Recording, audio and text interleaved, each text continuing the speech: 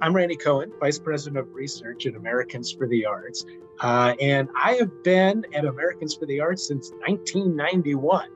And a big part of that, all those years, has been studying and researching and surveying the nation's local arts agencies. Americans for the Arts were the national organization serving and working with the nation's local arts agencies, and have been for a long time, going back to 1960, in fact. Well, local arts agencies promote and advance the arts at the local level and really endeavor to make them part of the daily fabric of community living for everyone there. And every local arts agency is unique to the community that it serves. Each changes as its community changes.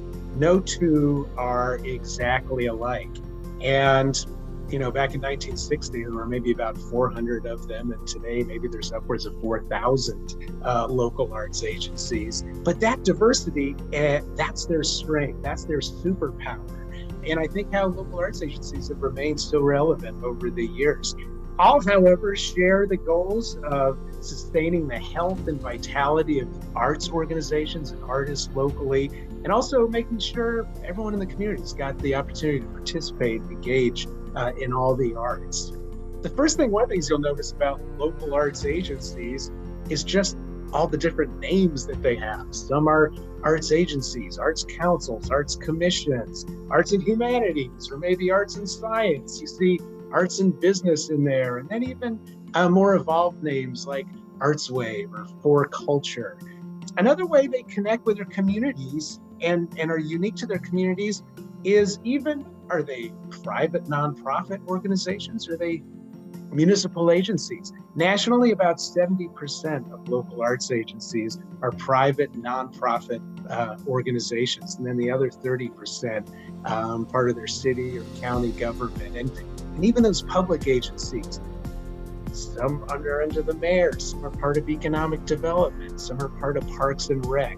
So as I like to say, if you've seen and gotten to know one local arts agency, you've learned about one local arts agency.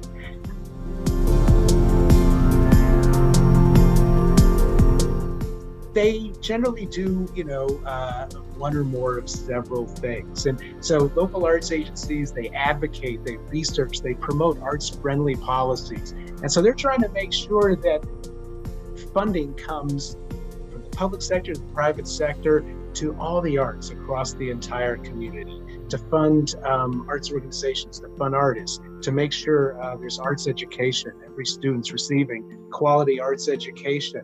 They're collaborators.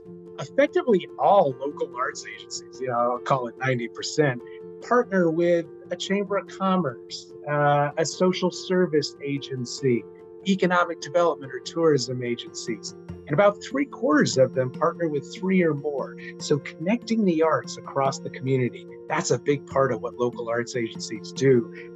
Local arts agencies are funders and financiers of the arts, artists and arts organizations. They give grants, but also fellowships, contracts, microloans.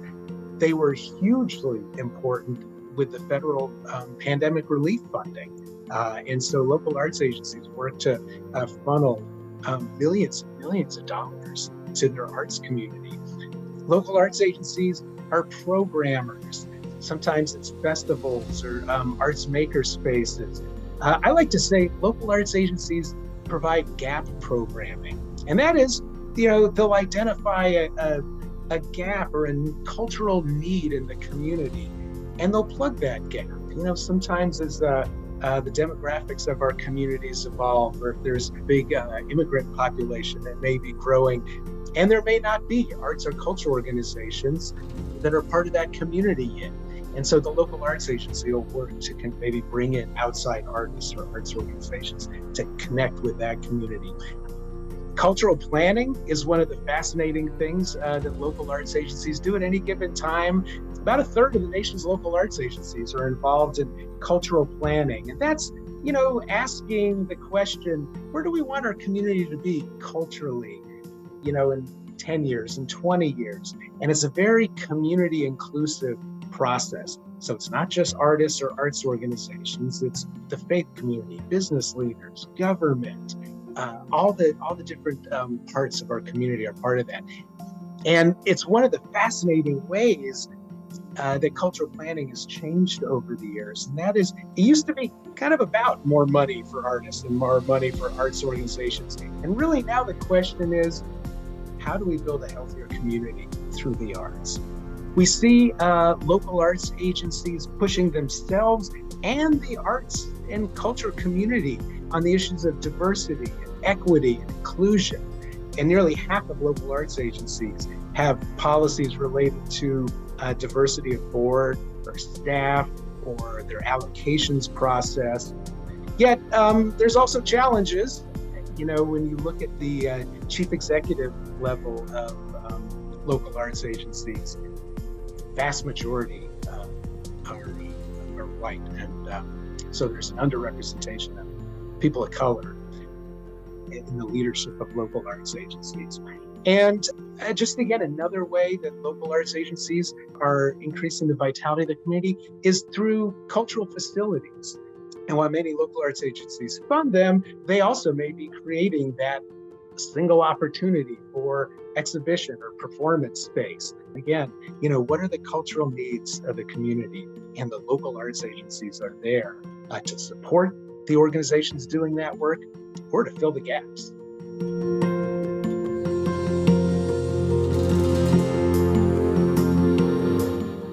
Local arts agencies ensure vibrant and accessible arts experiences for everyone in the community.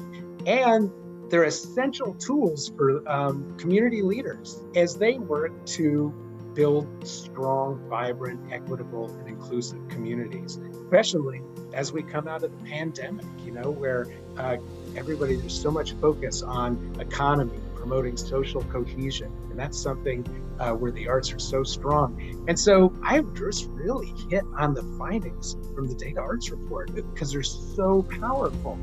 You know, starting with how local arts agency funding has a positive relationship with overall arts vibrancy. And that's their budgets, that's the grants they allocate into the community.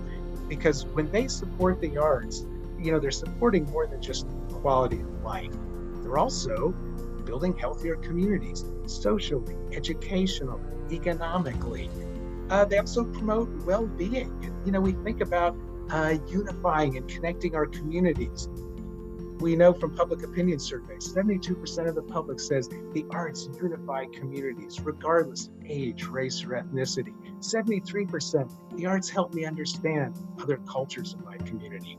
So they're promoting well-being for us as individuals and as a community, and, you know, community connectedness. Again, keep telling the story about local arts agencies work with tourism and economic development and social services, connecting the arts across the community.